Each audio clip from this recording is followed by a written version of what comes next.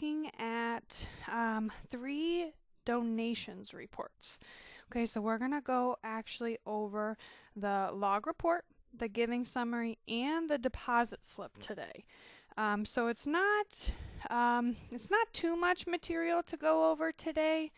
We'll probably be able to wrap up before the 20 minutes, but I do want to make sure I get your questions answered as well. I know with reporting, a lot of times committees or people are looking for specific things.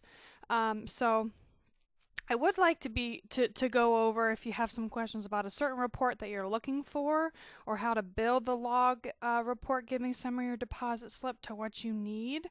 If you have an example, it would be good to kind of show those if we have the time. I know we only have 20 minutes, but so hopefully I can get through the presentation, have some time left over so we can do some discussion after.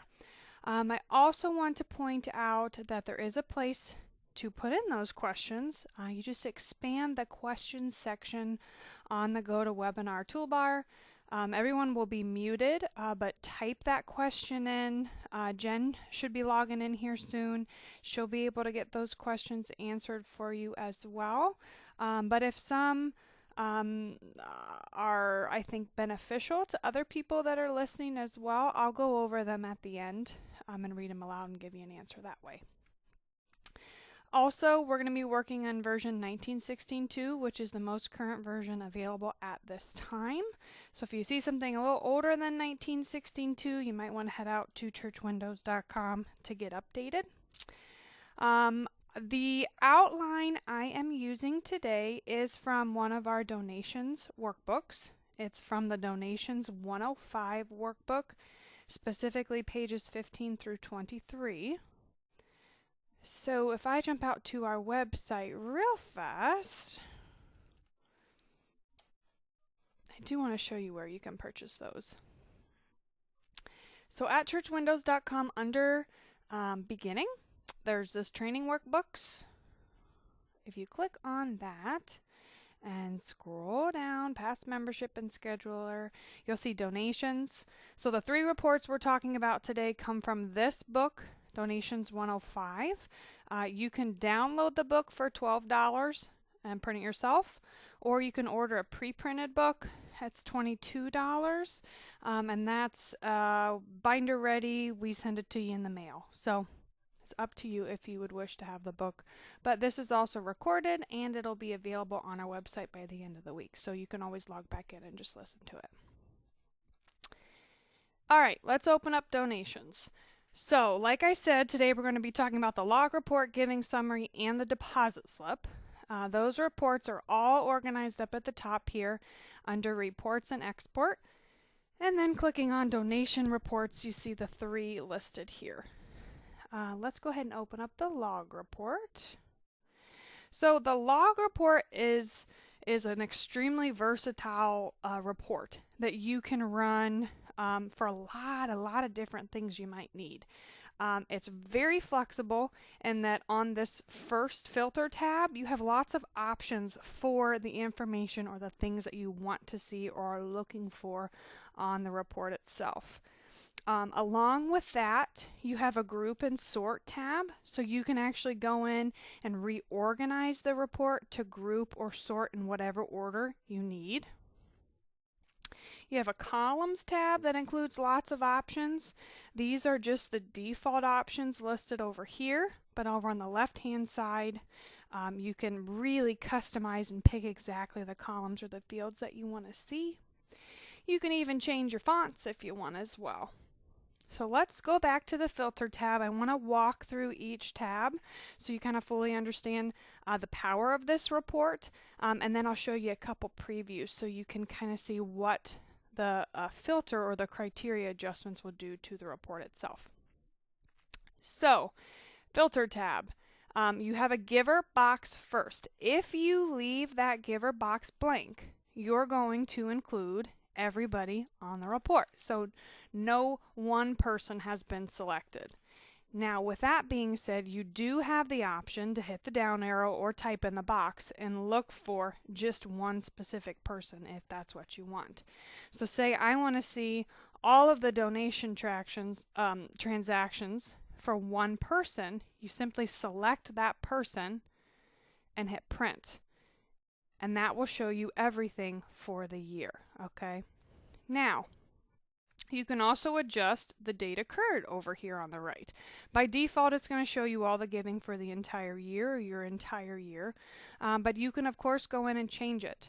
You don't need to go to a separate part of the program to jump to different years. You could run this report from 2000 through now if you wanted to. There's no limitations on that date occurred. Okay. So keep that in mind. Below that, you also have a date posted field. Let me grab my highlighter here. So this date posted field, I want to make sure I point out the difference between the two. Date occurred, that is actually the date that you were using as the donation date when you entered the batch. Okay, so the date posted is going to be the date that you're actually sitting at the computer creating the transactions. So the two are very different. Sometimes things might fall on the same day. Say I'm entering a batch today and my donation date is 6/29, then my date posted and my date occurred would be the same. But there's a lot of times people give on Sunday and then the donations don't actually get entered till Monday or Tuesday. So in that case, your date posted would be that Monday or Tuesday date. Your date occurred would be the Sunday date, that donation date that you used while entering the batch. Okay? So that's how you tell the two apart there. Transaction number, you can in fact search for a specific transaction number. Say you want to report on all of your transactions between 100 and 200. You could simply put in that range and it would pull up that information. Amount is the same way. Say you want to see a listing of all of your transactions for $1,000. You could then put in 1,000 to 1,000 and it would then give you that information on the report. Back over here to the left, you have a pledge field. This field is only active when you have a giver selected. So keep that in mind. If you choose Nina, which we did for this example, it's then going to show us Nina's pledging. So we can then run a report on Nina, but just giving to a particular pledge, if that's something you would want. But if I clear out the giver box, you see that my pledge box is now grayed out because I don't have a person picked. Okay? Down to the account. This report will allow you, if the account box is blank, it will include all accounts. If you put an account in there, then it's going to report on just the one. Okay, so you have an option to do one account or all accounts with this report. Check a reference number. You can put in a specific check or reference number and see information, see the report. The user field is really nice. Say you want to see everything that Rachel Klein entered. You could put in their user. Batch code. Not everyone uses batch code. Some people do, and when they do, it's really important. Batch code allows them to keep donations separate, even if they're entered for the same day. So some people that I talk to who have multi-services, I know my church has 2 services on Sunday. If that's the case, you could have an early service batch and a late service batch, and then you could then pull a report on just your late service donations and then just a report on your early if you wanted to. Pretty straightforward. This would allow you to include batches with no batch code. Down here, show reversed. If you want to see donations that were entered and then taken out, it will show you those reversals. Payment methods, you can look at just particular payment methods if you want. You can have one checked, all, half, whatever you want there. Okay, now say you put in some selections and you want to go back to the default. There is this lovely clear filter button that you click and it takes you back to your original settings. Okay. Let's jump up to the Group and Sort tab. By default, the Group and Sort tab is going to be organized by giver. So the report is going to be grouped by your giver, the person that made the donation. So if I leave this checked and I hit print just so you can see what the report will look like, it's going to group all of Lucy's donations together, all of Jeffrey's, all of Jack's, and all of Mel's, okay, and so forth down the list. If I uncheck group by field, just so you can get an idea of how it works, it's then going to reiterate each transaction. So instead of grouping it by the giver, it's just listing each person out again and again if they have multiple transactions. All right, with that being said, this box has to be checked for then the fields to the right to come in play. So for example, show separator line on report. That's pretty straightforward. It's just going to give you a big bold line across between each person or between that sort. Same thing, totals only. It's going to give you the name and the total that person gave within the date range. Okay. So keep in mind too, these tabs work together. They build on each other. So whatever you put in on your filter tab here, that's then going to follow through your group and sort tab. Now let's look at the columns tab. Columns tab is a tab that you're going to see on a lot of reports, and sometimes it can be skipped, but it's really important that you focus on this tab. This is where you pick what fields or columns are going to print on your report. So the things you have on the left, these are all of your available columns. If you move it to the right, then that means it's going to print on the report. You also have a width column, so you can shrink things up or make things wider if you need more space. So these are the columns we have selected. If I hit print, you can easily see across the top here, those are the columns that are included on the report. The order that they show here is also the order that the columns are going to print across the page. So transaction number, date, batch code, check number, account, and amount, when you hit print, it's going to follow that same order across the top of your page. Fonts tab, pretty straightforward. You can customize the report if you want to change the font or the size. Report options, 2 little check boxes here if you'd like to see a V next to name for visitor or D next to donations giver. Down at the bottom, you also have a couple things I'd like to go over as well. Showing subtotals. Let me point that out on the report. That's going to be this here. Okay, it's going to give you the line and the total. Okay. You don't have to show subtotals if you want to. Simply uncheck the box and hit print. And now you aren't going to have that line giving you the total. Same thing over here, suppressing repeating transactions. For example, let's see if I have a good one here that I can point out where something is suppressed. Maybe if I uncheck it first, that'll give us a better...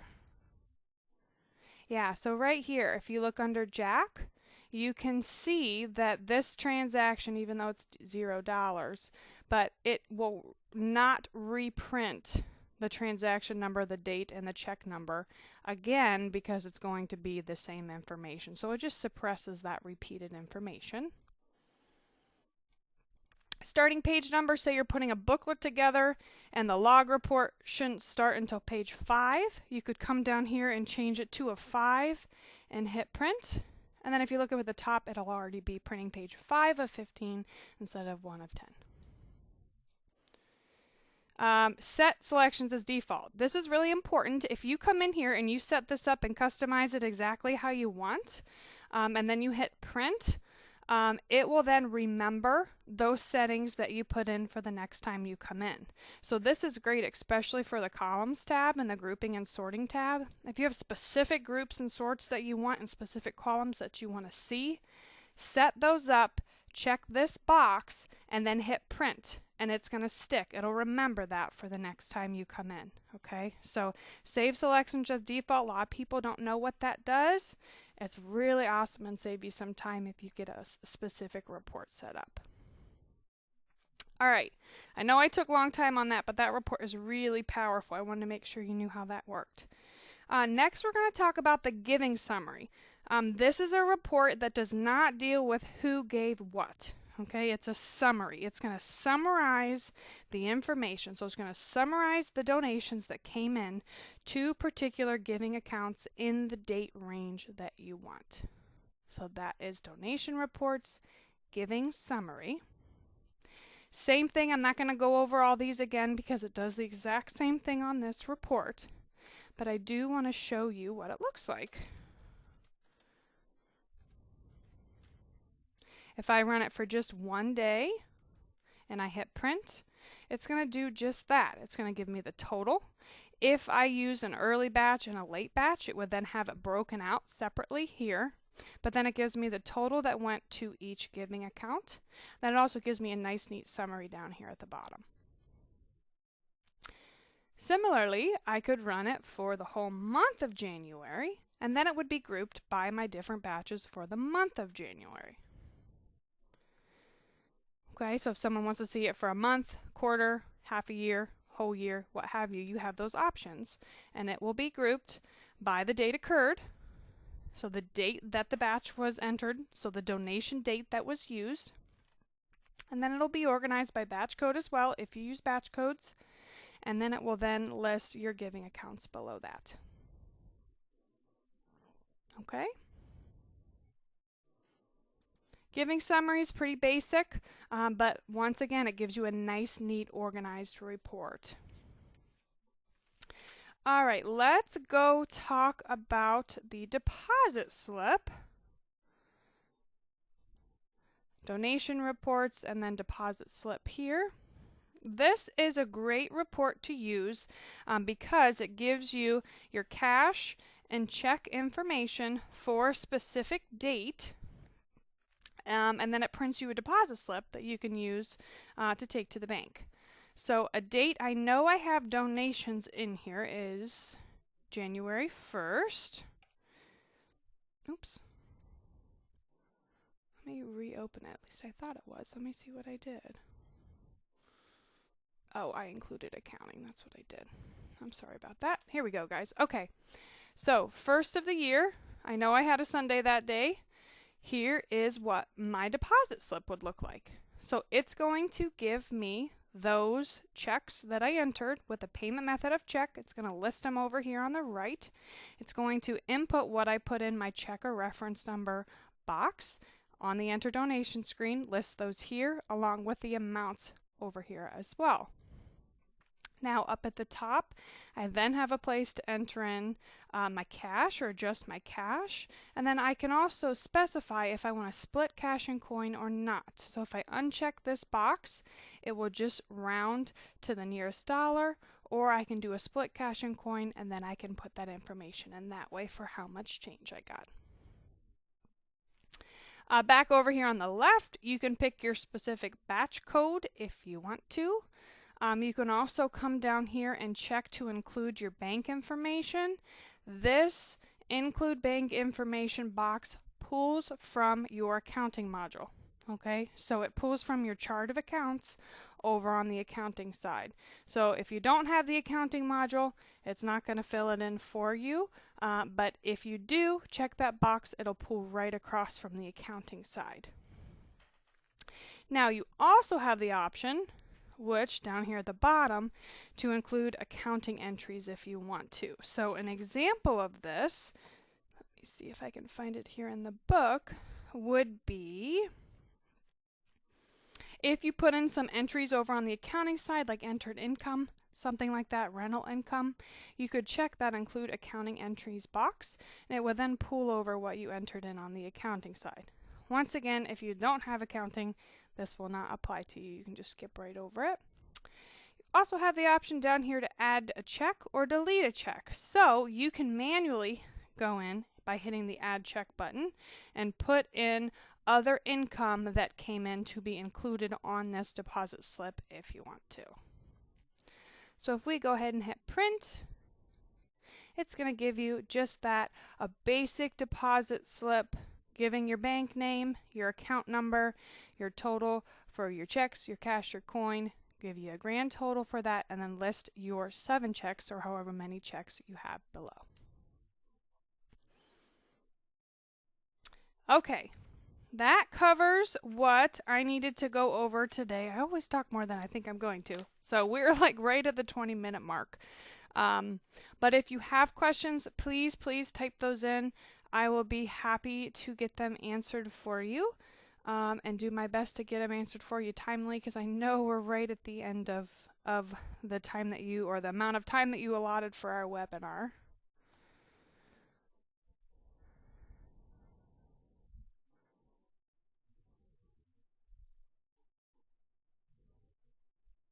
Christy, I see your comments. I will be happy to put those in as a suggestion for you. Definitely. See if that's something we can get added in the future. John, you're welcome. I'm glad you found it helpful. It's wonderful.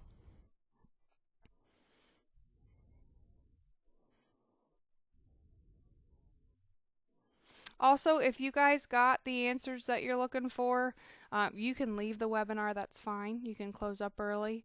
But if you still have a question, feel free to type it in and I'll get you an answer. I'll sit tight for another minute or two and see if any questions come in. But if not, I'll go ahead and end the webinar as well.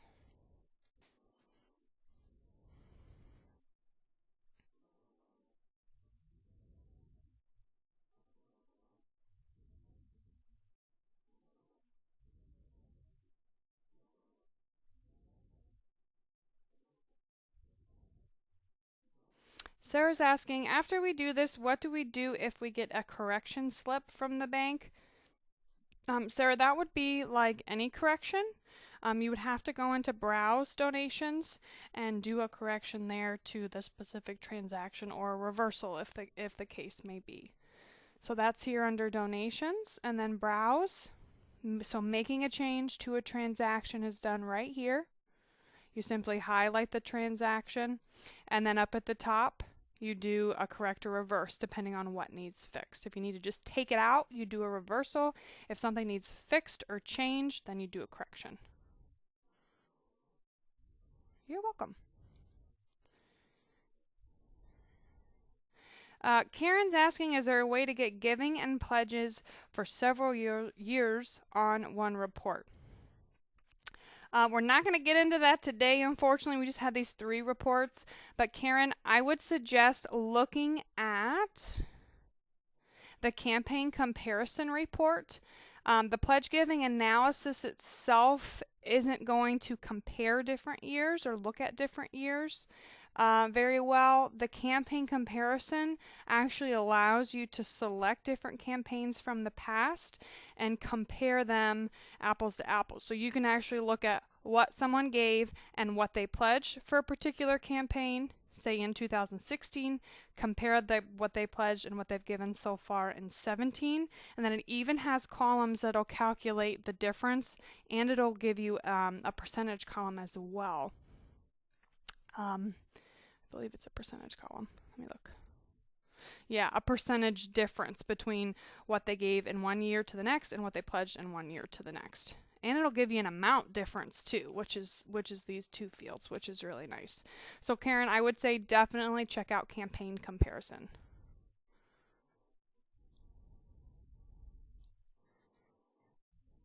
Any other questions?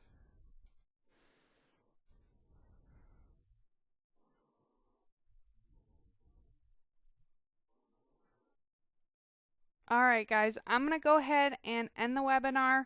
I really hope you learned something new today that will help make your job a little bit easier. If you have any questions after the webinar's over, give us a call on our 1-800 number, or you can always email us at support@churchwindows.com. Your email gets sent to the proper tech, and then they will get you a response. I hope you all have a wonderful day and a happy 4th. Thanks.